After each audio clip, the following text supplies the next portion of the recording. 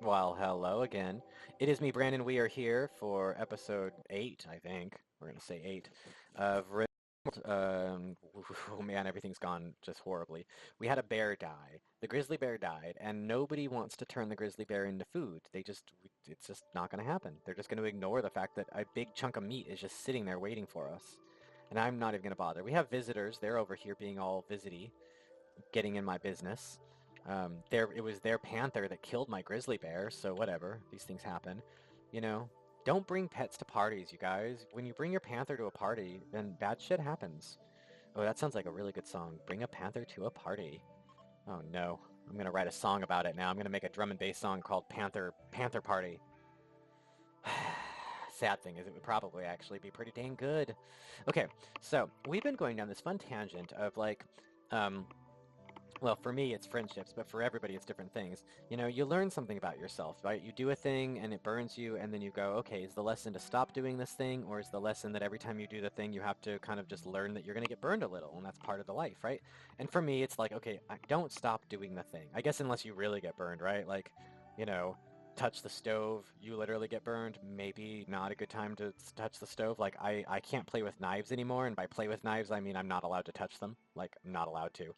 My wife has taken away my knife privileges because I put a knife through my finger, just through my finger, subconsciously, of course. I I swear to you, I did not consciously try to cut my finger off. I subconsciously did this, and it was traumatic.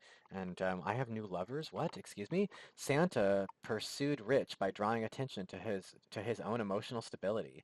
Rich became aroused and agreed to become Santa's lover. Santa and Rich now want to sleep together. Consider assigning them a double bed. Well, okay.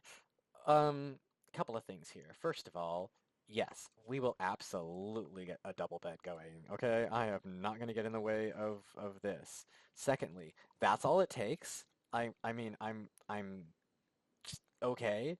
It's okay. Just compliment the emotional stability of a person, right? I'm doing it wrong. I am definitely not complimenting people's emotional stability. I should do that more. Wow. I now understand, right? The secret to success in romance is emotional stability complementation. Cargo pods. Oh, please be something good. What do we get? What do we get? Alligator eggs. Alligator eggs. I mean, it's protein. Jeez. This game is really making it rough for me. Let's prioritize gathering these alligator eggs, please. Cannot haul. I forgot you don't like hauling. Prioritize hauling alligator eggs, please. We need to get them into our little room that is not a refrigerator yet. Do we have refrigeration technology? Oh, we just now built a windmill. That's right. But we don't have batteries yet. Oh, of course, of course. So yeah, my lesson, right, going back to the full circle here, is that like, oh yeah, I'm totally gonna keep making friends with people. I've already been making friends with people. I just have to evenly distribute my friendships so I don't put like all the eggs in one basket. Kind of like this. Like look, we now have multiple eggs, but they're not all in one basket. Well, technically they are actually. They're all in this one basket, but I can't do anything about that. Um, I'm trying to prove a point. Well, look, he's cooking the eggs and turning them into meals so that they're no longer all in one basket. Thank you. Thank you for proving my point. Also, is nobody going to clean this kitchen slash living room slash butchering room? Wow. Filthy. Okay. So yeah, I'm okay with this. I've come to this full circle realization that like all of this, it was like I was testing myself. If I could go back in time and do this all over again, right? And I say this because like, if you've been in a situation where you like make friends with somebody and then they vanish and you kind of feel like, I wish I had just never made friends with them. I don't ever feel that way. Never once. And every single person that's ever ghosted me, any of them, if they've ever come back, I've always accepted them and kind of taken them back. Oh dear. And at first I used to think that was like weakness, like, oh gosh, I'm so weak that I'm just going to accept anybody who comes into my life. Now I actually think that it's strength. It's because I am strong enough to forgive them for whatever they did, to the point where I don't even need to know. I don't need to know why they ghosted me or why they went off on their own for years and years or why they never returned a phone call or whatever. Like, I never need to know those things. I can just move on. I can just like look them in the eye and say, "Hey, it's nice that you're back." And like that's a thing that I guess is maybe not true for everybody, right? Maybe it is. I don't know. It's true for me. And every single time these things happen, it's like I'm testing myself to see if indeed that is still true. And it is indeed still true. Okay, we are being attacked by this dude. We're going to go ahead and solve this by getting a little violent.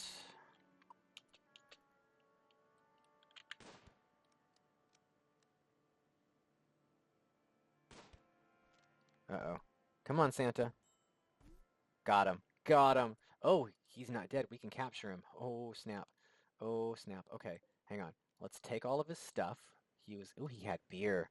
And he had silver. Wow, what was he doing carrying all that silver? Jeez. Okay, we're going to go ahead and capture him. There we go. Wait, what are you doing? I told you to capture.